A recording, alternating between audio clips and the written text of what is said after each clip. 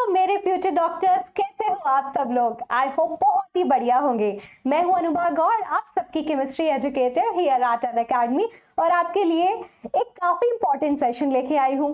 काफी इंपॉर्टेंट इसलिए बोल रही हूं that so many students were demanding कि मैम अभी काफी कम वक्त बच गया है नीट के एग्जाम के लिए और अब हम थोड़े से चिंतित हैं। इस विषय में अगर आप थोड़ी मदद कर दें कि पेपर एग्जैक्टली केमिस्ट्री का कैसे बनेगा, कहाँ से आएगा, कि एटलीस्ट हमें ये लगे कि 140 नंबर से ज्यादा तो हमारे आएंगे ही आएंगे केमिस्ट्री में। तो इसमें आपकी पूरी मदद करने के लिए मैं आ गई हूँ। वीडियो को आखिर तक जरूर देखिएगा ताकि आपको इसके बारे में सारी की सारी इंफॉर्मेशन पता चलेगी and you will be able to prepare better. हम सारे इंपॉर्टेंट चैप्टर्स डिस्कस करेंगे, कितने घंटे पढ़ना चाहिए, कौन से सोर्सेज आपको फॉलो करने चाहिए, वो सब। तो चलिए इस वीडियो को शुरू करते हैं। थोड़ा प्यार जरूर दिखाएगा वीडियो पे by hitting the like button for sure, ताकि यूट्यूब को लगे ये वीडियो आप जैसे सारे बच्चों के लिए इंपॉर्टेंट है और उन तक ये वीडियो जरूर पहुंचे। शेयर करिएगा दोस्तों के साथ एंड नए हो तो please subscribe to the channel. तैयार हैं एकदम, मतलब स्टार्ट किया जाए कि मैम पढ़ाई करनी है। Now we also know it's a high time, but करे तो करे क्या, पढ़े तो पढ़े क्या। वो पेपर बनने कहाँ से वाला है, क्योंकि काफी सारा सिलेबस जो है डिलीट हुआ है। काफी सारे चेंजेस इस नीट 2024 के पेपर में हमें दिखने वाले हैं। तो चलिए, जब एजी मैम है यहाँ तो you don't have to fear. Why to fear when AG ma'am is here?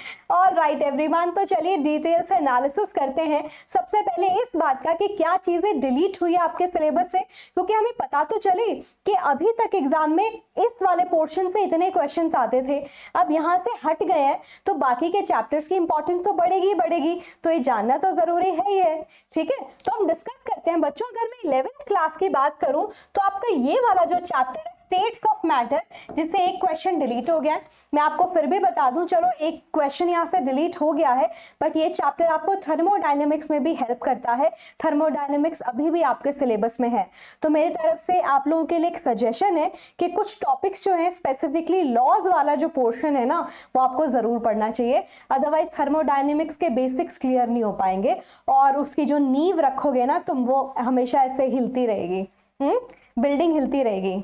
ये समझ नहीं आ रहा ये थर्मोडायनेमिक्स क्या चीज है भाई। तो ठीक है, तो ये क्वेश्चन जरूर हट गया, बट एज आई टोल्ड थोड़ा सा पोर्शन प्लीज हट, मतलब ये मान के करिए कि हमें करना पड़ेगा। एस ब्लॉक से एक क्वेश्चन आता है, ये हट गया है। हाइड्रोजन से जनरली एक क्वेश्चन आता है। एनवायरमेंटल केमिस्ट्री से एक क्वेश्चन आता है। तो ये सारे क्वेश्चन 4 से 5 क्वेश्चन यहाँ से आते हैं, हट गए हैं। 12th क्लास की बात करूं, सॉलिड स्टेट 1 से 2 सवाल, सरफेस केमिस्ट्री 1 से 2 सवाल, मेटलर्जी 1 से 2 सवाल, so as polymers, chemistry in everyday life में आता है। बहुत इजी पोर्शन भी हटा है, तो टू बी वेरी ऑनेस्ट कि ये पोर्शन जो है ना, most of that was like easy scoring topics. But आप लोगों को हमेशा पॉजिटिव और अच्छी साइड देखनी चाहिए कि अब आपको कम सिलेबस प्रिपेयर करना है। तो यहाँ से देखें, अप्रोक्सीमेटली मैं बोल सकती हूँ कि 6 से 7 सवाल आपके यहाँ से आते हैं। तो हम मान के चलते हैं 12-15 क्वेश्चन जहाँ से आते थे ना, वो वाला पोर्शन हट गया है। तो कुछ चैप्टर्स की जो इंपॉर्टेंस है पहले से ज्यादा बढ़ गई है। अगर आपको 140 से ज्यादा स्कोर करना है तो वो जो पेपर है आपका कहाँ से बनेगा, वो क्वेश्चंस कहाँ से बनेंगे, वो हम जरूर देख लेते हैं बच्चों। ठीक है, आप सबको ये भी पता है ना कि पी ब्लॉक आपके एनसीईआरटी के सिलेबस में तो नहीं है अब, क्योंकि नई एनसीईआरटी अपडेट हुई है, बट पी ब्लॉक अभी भी आएगा। जेईई मेंस का पेपर होने ही वाला है, ताकि पी ब्लॉक के बारे में हमें ये क्लैरिटी मिल जाए कि पी ब्लॉक पे एक्चुअली पढ़ना क्या है, क्योंकि ये सबसे ज्यादा कंफ्यूजन है सिलेबस को देख के जो अभी तक क्लियर नहीं हो पाई है ना। क्योंकि सिलेबस कह रहा है कि एनोमलस बिहेवियर पढ़ लो, फिजिकल एंड केमिकल प्रॉपर्टीज पढ़ लो, बट सिलेबस खोलते हैं तो हमें लग रहा है कि मैम ये सारे कंपाउंड्स पढ़ने हैं कि नहीं, इनकी प्रॉपर्टीज पढ़नी है कि नहीं, इनकी रिएक्शंस पढ़नी है कि नहीं। तो वो कंफ्यूजन बहुत जल्दी दूर हो जाएगा। ठीक है, you will get a better idea, right. और प्रैक्टिकल केमिस्ट्री भी पहले ऐसे नहीं आता था। I am sure mostly schools में 5th मंथ में प्रैक्टिकल शुरू हो जाते हैं। पहले आप उसको बहुत सीरियसली नहीं लेते थे कि स्कूल वाले कर ही देंगे पास, थोड़ा सा सेटिंग वेटिंग कर लेते हैं। बट अब आपको ये ध्यान देना है कि वो सिर्फ वाइवा पर्पस से नहीं, आपके सिलेबस के पर्पस से भी इंपॉर्टेंट है, नीट में भी। तो इस पे भी आप ध्यान रखिएगा कि इस प्रैक्टिकल केमिस्ट्री से आप इमेजिन करके चलिए कि 2 सवाल तो आप जरूर देखेंगे, 2 से 3 भी हो सकते हैं, 2 सवाल जरूर देखेंगे। और अगर मैं पी ब्लॉक की बात करूं, आपके सिलेबस का काफी इंपॉर्टेंट टॉपिक है। अगर मैं 11th और 12th दोनों को मिला दूं, कम से कम 4 सवाल और मैक्सिमम आप 5 सवाल भी इसके अंदर देख सकते हैं। ठीक है, तो one of the important topic if you want to score above 140 is definitely your P block and practical chemistry, दोनों के दोनों है। ठीक है, क्योंकि जब भी कोई नई चीज ऐड होती है तो बच्चे तो क्यूरियस होते हैं, एग्जामिनर्स भी क्यूरियस होते हैं कि इनसे हम इस तरीके के सवाल डालें, बच्चों को थोड़ा चैलेंज करें।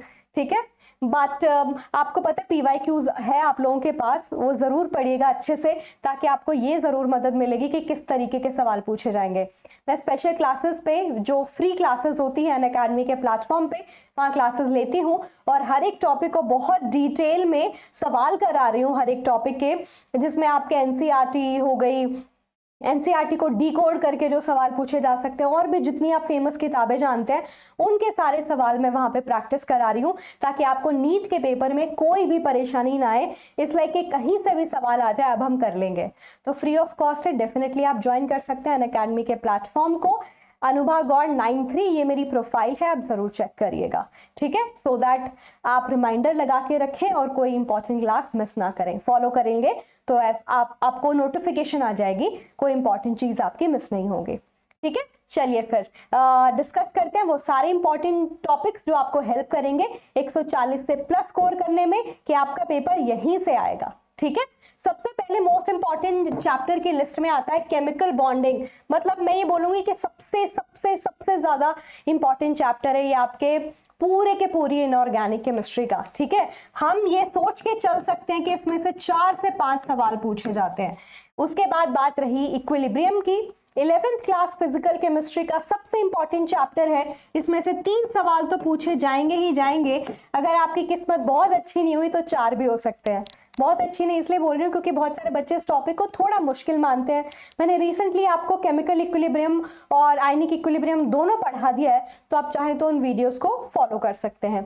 P block as I told you, फिर से 4 सवाल आप मान के चलिए, वो 5 भी हो सकते हैं, यहां से आएंगे ही आएंगे।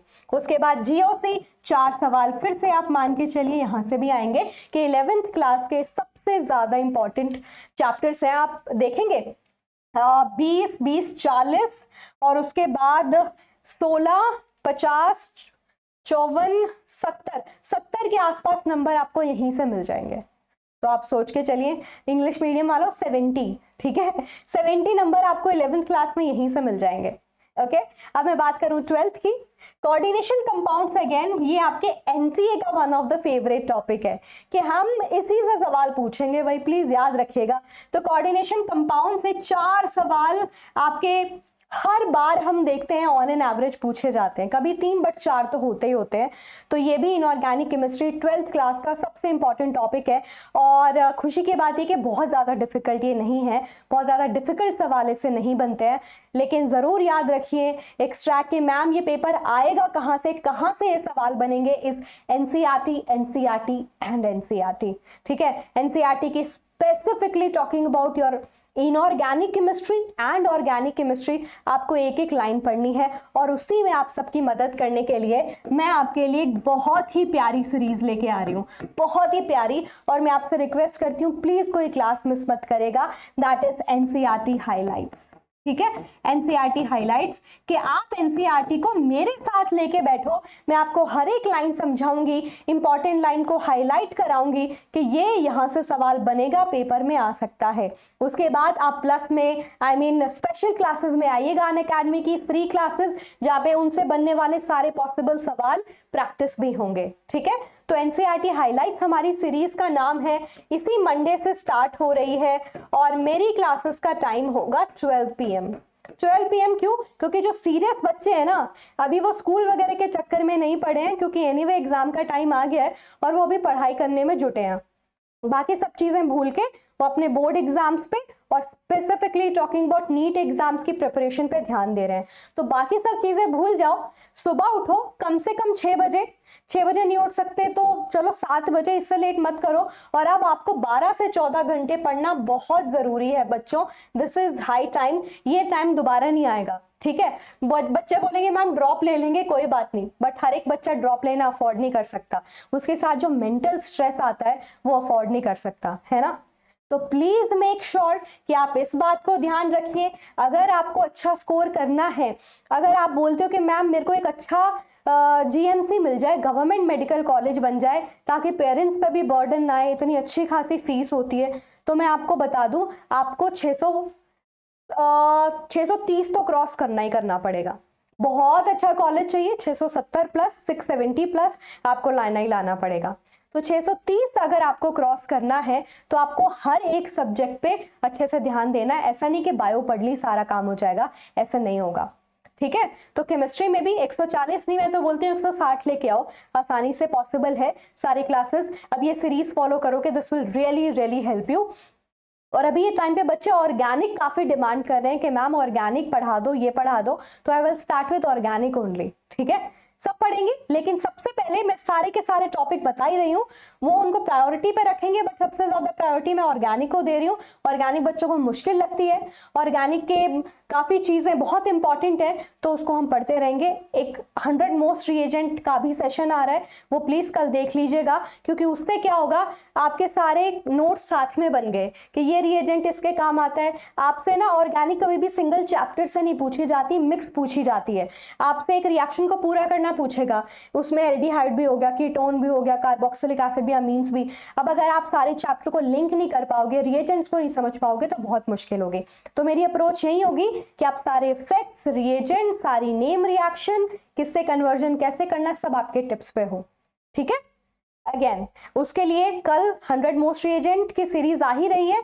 ये सीरीज एनसीईआरटी हाइलाइट्स क्या कराएगी, आपको सारे चैप्टर पूरे कराएगी, बट मेरा सबसे ज्यादा फोकस होगा ऑर्गेनिक पे। सबसे पहले उसको लेके खत्म करेंगे, फिर इनऑर्गेनिक पे, क्योंकि फिजिकल केमिस्ट्री में एनसीईआरटी की रीडिंग की जरूरत है, लेकिन बहुत ज्यादा नहीं है, ठीक है। सबसे ज्यादा आपके ऑर्गेनिक और इनऑर्गेनिक को लेके, तो पहले हम वो कवर करेंगे। मंडे 12 PM मेरे डेज होंगे, Monday, Wednesday and then your Friday, ठीक है।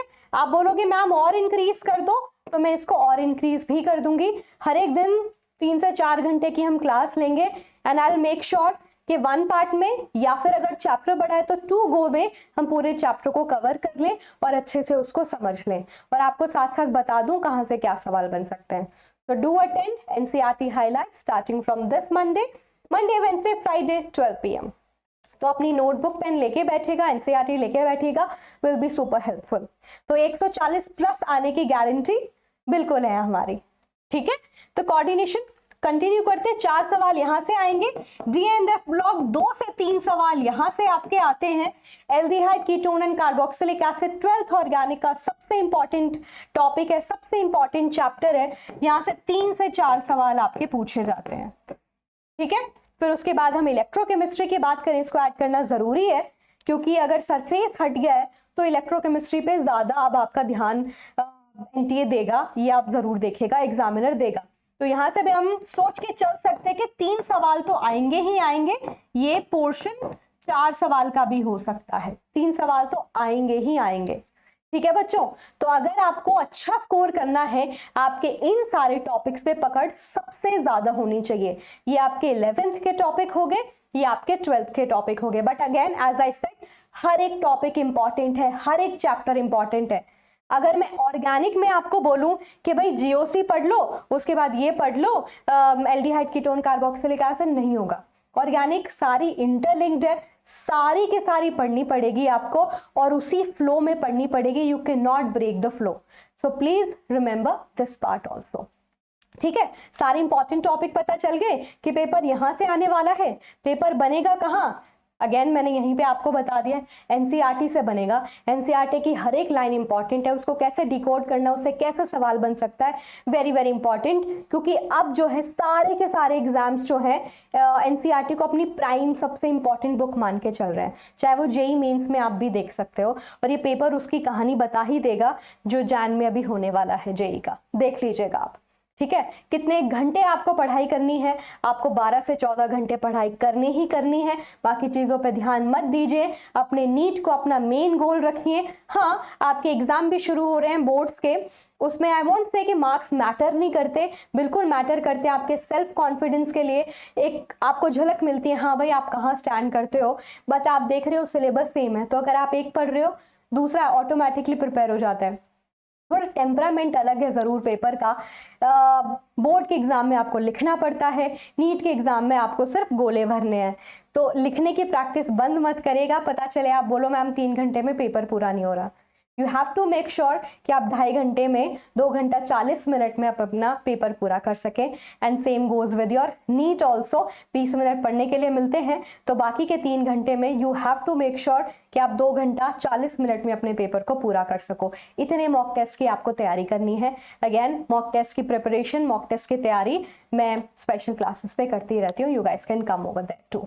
ठीक है, तो आई होप आपको सारी की सारी क्लैरिटी मिल गई है। I hope this video is very helpful. सारे दोस्तों को जरूर भेजिएगा और इस सेशन को, इस सीरीज को जरूर ज्वाइन करिएगा। बहुत दिल से, बहुत मेहनत से आप लोगों के लिए बना रही हूँ, सिर्फ आप लोगों के फायदे के लिए, और पूरी डेडिकेशन से आपको पढ़ाऊंगी, but asking for the same कि आप भी पूरी डेडिकेशन दिखाइएगा, आइए टाइम से, और चलिए अपना नीट 2024 फोड़ते हैं। तो सारे के सारे मेरे फ्यूचर डॉक्टर्स लिख दीजिए एक रिमाइंडर खुद के लिए भी कमेंट सेक्शन में कि यस मैम नीट 2024 फोड़ते हैं।